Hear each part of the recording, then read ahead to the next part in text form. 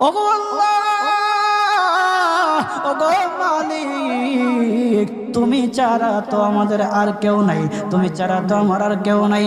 আল্লাহ গো, তুমি যদি মাফ না করো কে আমাকে মাফ করবে?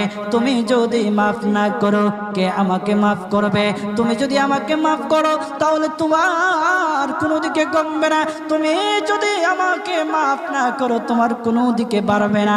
আল্লাহ গো, তুমি আমাকে মাফ করে দাও। সারাটা জীবন অন্যায় কাজ করেছি, সারাটা জীবন নাফরমানি করেছি, আমার কাছে কালেমার দাওয়াত কম আসে নাই, আমার কাছে কালেমার দাওয়াত কম আসে নাই, আমাকে লোকেরা কম বোঝায় নাই। ওগো আল্লাহ, তুমি আমাকে মাফ করে দাও।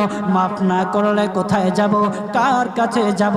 বাবা যখন মারে তখন মার কাছে আশ্রয় নেওয়া যায়, মা যখন প্রহার করে তখন বাবার